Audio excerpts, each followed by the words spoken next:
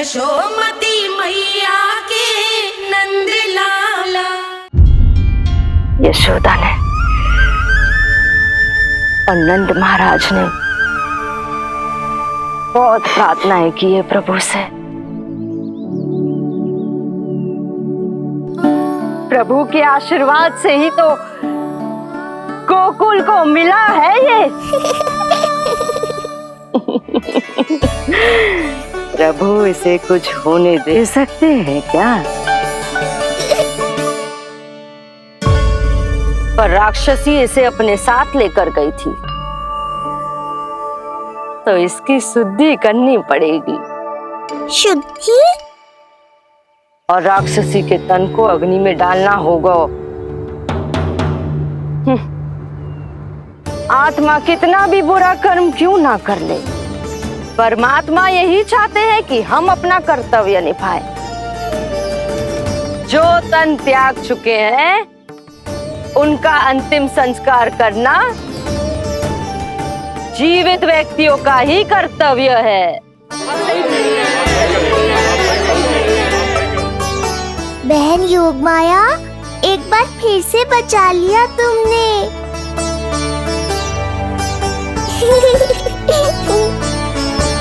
हम अभी अंतिम संस्कार की तैयारी करते हैं। यशोदा, हमें भी शुद्धिकरण में देर नहीं करनी चाहिए। गौशाला चलते हैं।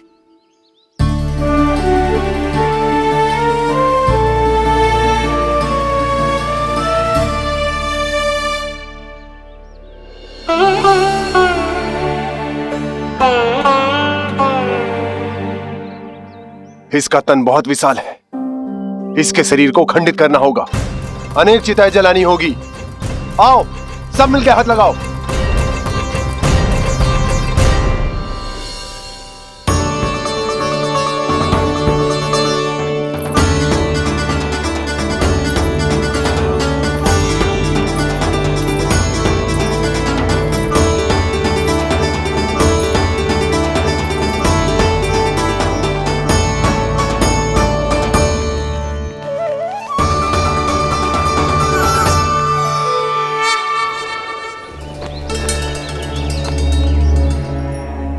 प्रभावती, गोमूत्र और गोबर ले आओ। शुद्धि पूजा शुरू करनी है। लाओ यशोदा। क्यों चाहिए मेरा लल्ला? सत्य बताना, कौन हो तुम और ये सब कौन है?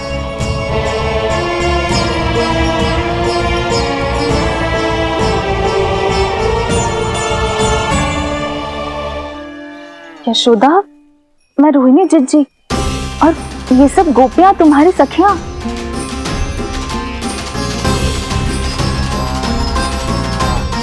कैसे भरोसा करूं मैं कि आप रोहिणी जिज्जी ही हो और ये सब मेरी सखियां ही हैं।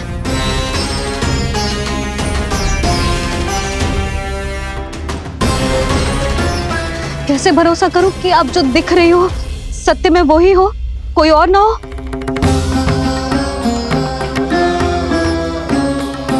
मेरे घर जो आई थी साक्षात देवी का रूप थी, किंतु वो चुड़ैल निकली, राक्षसी।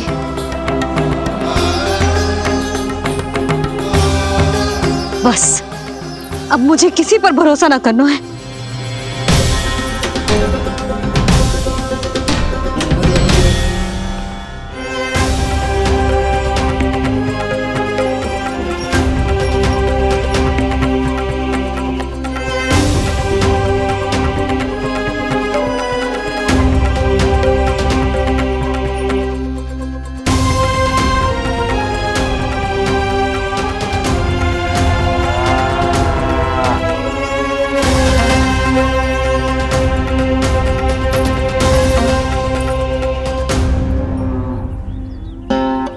नारायण की बहुत बहुत कृपा कि हमारे लल्ला को कुछ ना हो।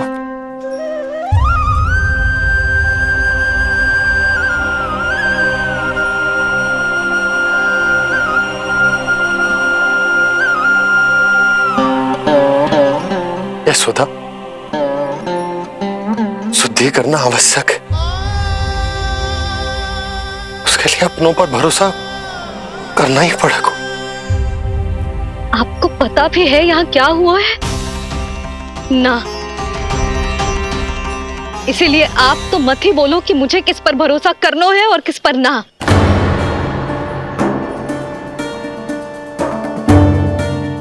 आप ना थे यहाँ, आपने ना देखा कैसे वो राक्षसी देवी के रूप में आओ और माँ के आंखों में धूल झोंक गई। कैसे उस राक्षसी ने मेरी ममता का लाभ उठाओ है और मेरे सामने मेरे लल्ला को ले गया।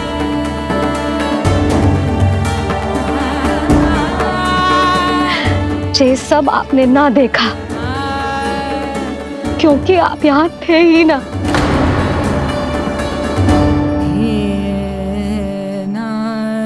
मैंने कही थी ना, मुझे आभास हो रहा है, मत जाओ। किंतु आपने क्या कही? चिंता ना करो जसोदा, अब देखो क्या होगा। उस नरभक्षी, उस राक्षसी ने मेरे लल्ला।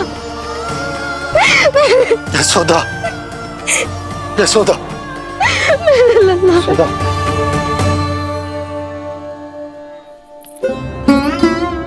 यशोदा, नारायण की कृपा से कुछ नहीं हुआ है तुम्हारे लल्ला को। समझने का प्रयास करो। वही तो कर रही हूँ चिच्ची, समझने का प्रयास। बुद्धि भ्रष्ट हो गई थी मेरी कि एक अनजान पे भरोसा कर लो मैंने। एक माँ होके भी मैं सत्य न देख पाई। किंतु आप, तुम सब स्वयं को सखिया बताती हो ना मेरी, तुम सबने भी ना देखी। एक बार भी मुझे सचेत न किया उस राक्षसी के बारे में।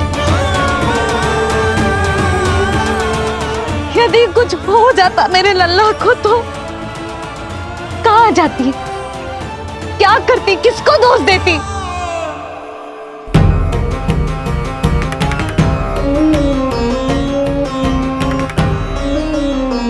तुमने सत्य कहा यशोदा, ये हम सबका दोष है। हम सब से त्रुटि हुई और हमारे नीलमणि के प्राण संकट में पड़ गए। किसी को दोष देने का कोई लाभ ना है। हमें अपनी त्रुटियों से सीखना होगा।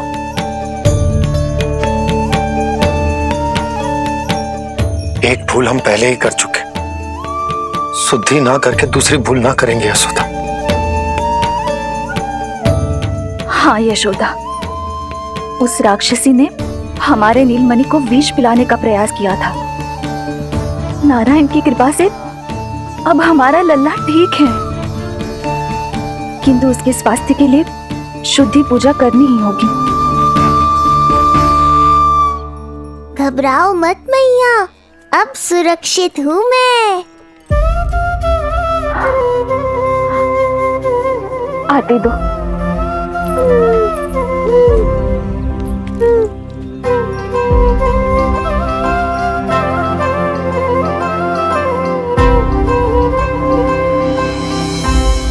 बहू के लिए इस घटना से उबरना आसान ना होगा।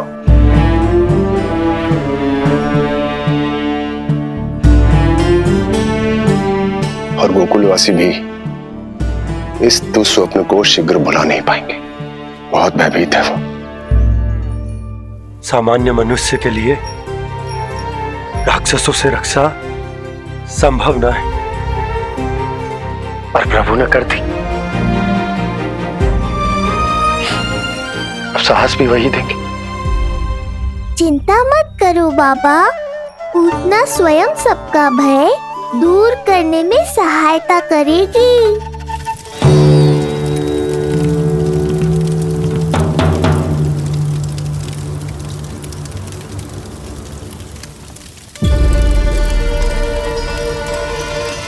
ये सुगंध कैसी है?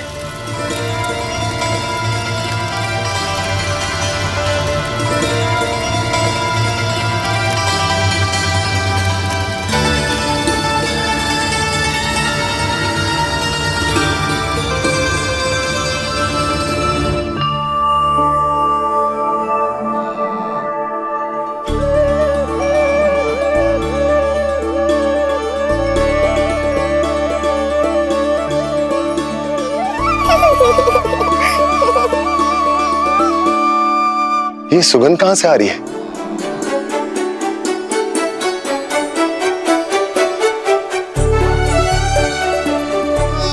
मन में जैसे शांति की लहर सी पैदा कर रही है।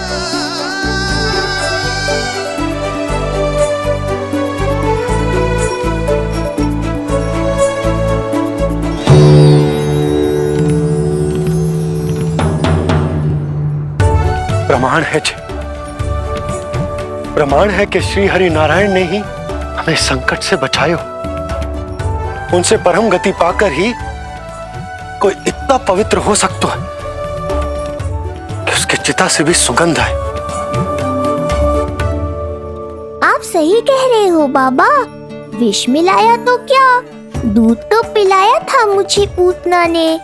इसी कारण से मैं उसका ऋणी बन गया, तो फिर उसको मोक्ष तो मुझे देना ही था।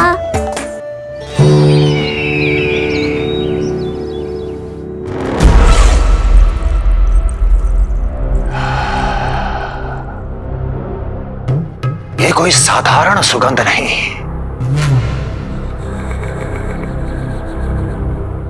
मेरे शत्रु की पराजय की सुगंध है। उस पराजय से सुनिश्चित मेरी दीर्घायु की सुगंध है ये। उस संदेश की सुगंध है कि पूतना ने अपना कार्य संपन्न किया।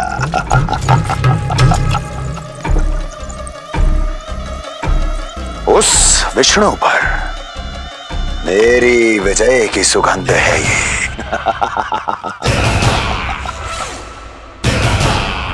क्षमा चाहती हूँ महाराज, आप मुझे देख रहे हैं पर मैं आपको देख रही हूँ। कहना क्या चाहती हो? यही कि इस समय जो आप देख रहे हैं वो मैं नहीं देख पा रही हूँ, और जो मैं देख रही हूँ वो आप नहीं देख पा रहे हैं। अर्थात किसी विषय पे मेरा दृष्टिकोण आपके दृष्टिकोण से भी भिन्न हो सकता है महाराज।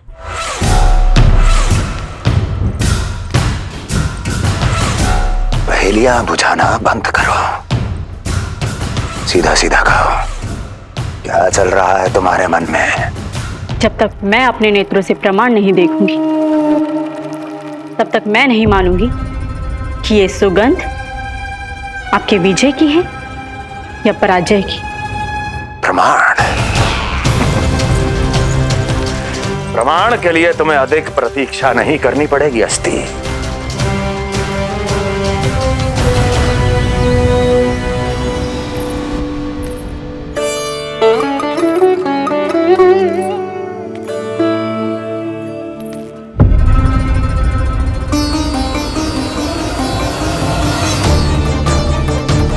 वसुदेव जी ने भेजा है मुझे आपके नीलमणि को दूध पिलाने के लिए।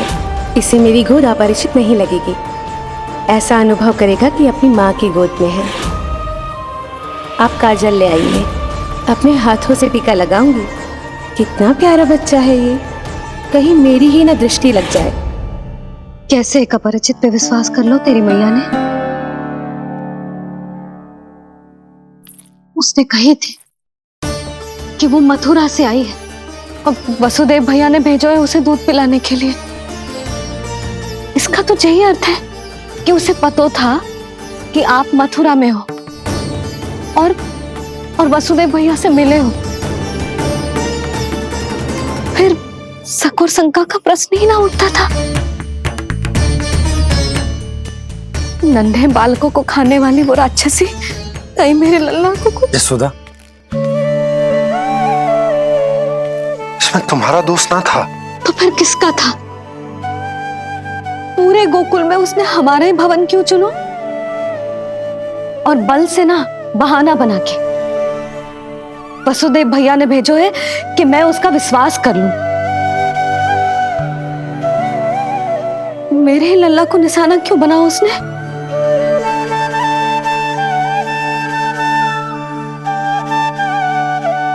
कंस क्रोध में अपना मानसिक संतुलन खो बैठा है। पूतना नाम की अत्यंत भयानक राक्षसी को उन सभी बालकों की हत्या करने का आदेश दिया है जिनका जन्म पिछले 10 दिनों में हुआ है। बोलिए, मेरे लल्ला ने क्या बिगाड़ो था उसका? हाँ, क्या शत्रुता थी उसकी मेरे लल्ला से? वसुदेव भैया और देव की भाभी ने जो कही थी वो मुझे यशोदा को बताना चाहिए कि ना?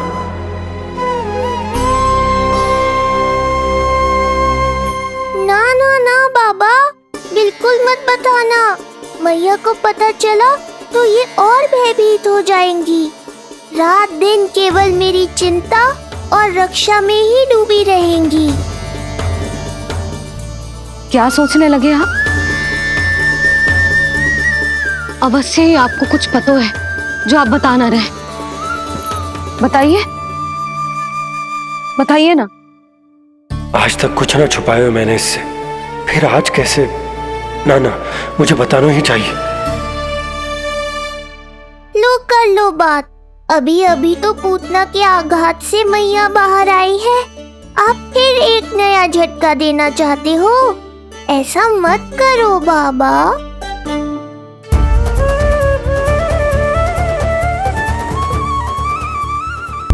बताओ।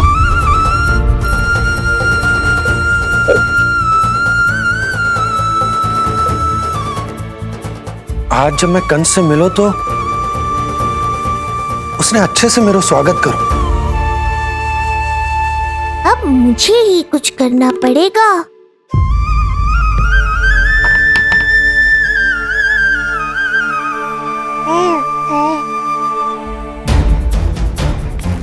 अच्छे से स्वागत कियो,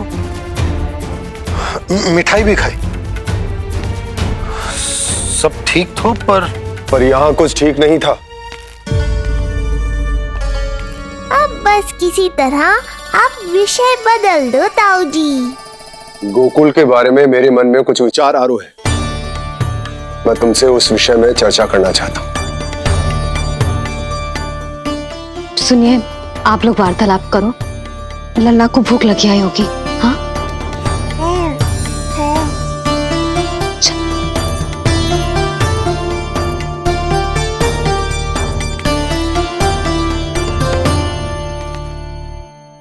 पता नहीं क्यों, पर ऐसा लगता है कि छोटी छोटी आटों पर कि कोई है अब भी हमारे आसपास। कोई है जो हमारे इस नंद भवन पे अपनी बुरी दृष्टि अभी भी गड़ाए हुए है। संकट अभी समाप्त ना हुआ है भैया। अब तक तो उससे पता चल गया होगा कि पूतना सफल रही। किसे? कंस को। पूतना शुभ समाचार लाती ही होगी। महाराज की जय हो।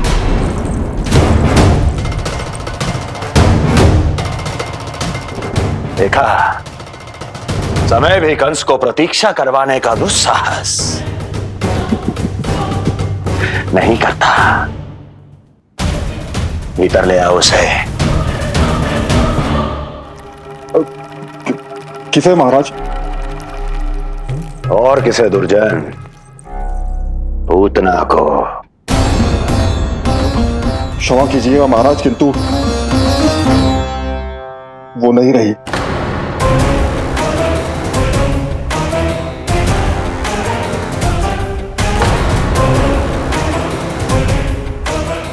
क्या क्या कहा तुमने? पूतना मृत्यु को प्राप्त हो चुकी है। पूतना मृत्यु को प्राप्त हो चुकी है।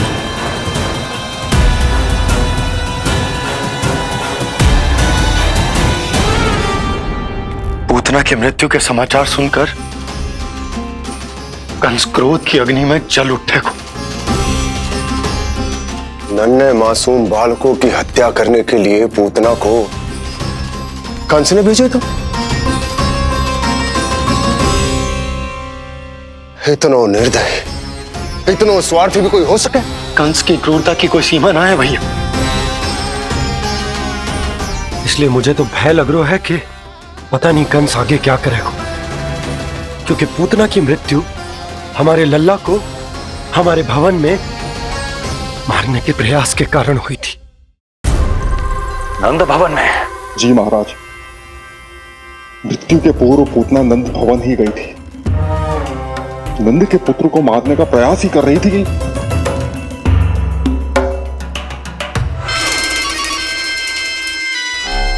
मुझे पुत्र हुआ। कब हुआ तुम्हारे पुत्र का जन्म? बस 7 दिन का हो गया महाराज हमारा लल्ला।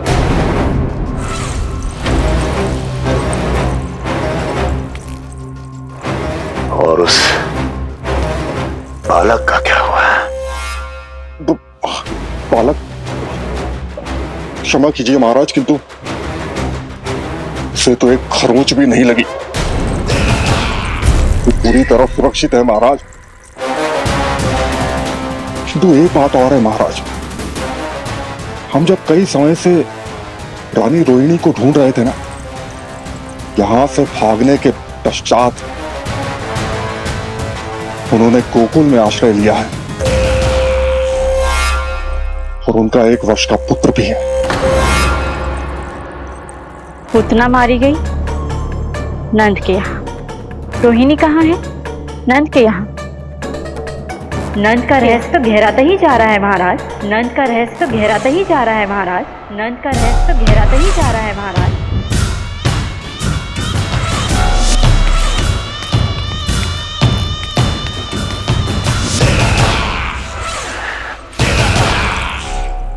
सब कुछ मेरे नेत्रों के सामने था, फिर भी चूक कैसे गया मैं?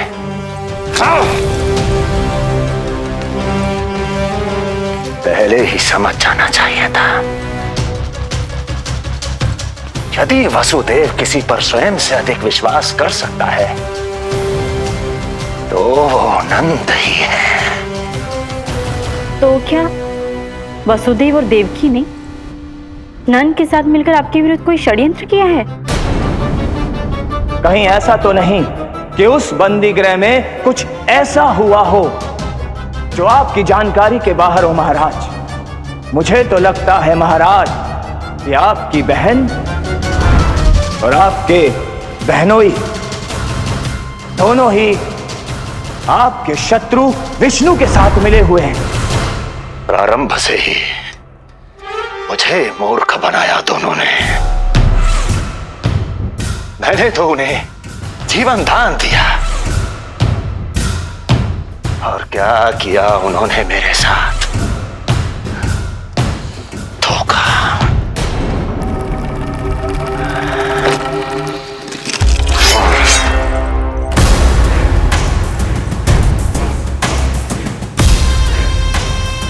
अब वो स्वयं बताएंगे कि क्या षड्यंत्र रचा है उन्होंने। अब ना तो वसुदेव बचेगा, ना देवकी बचेगी और ना ही बचेगा उनका आठवां पुत्र। ना देवकी बचेगी और ना ही बचेगा उनका आठवां पुत्र। देवकी बचेगी और ना ही बचेगा उनका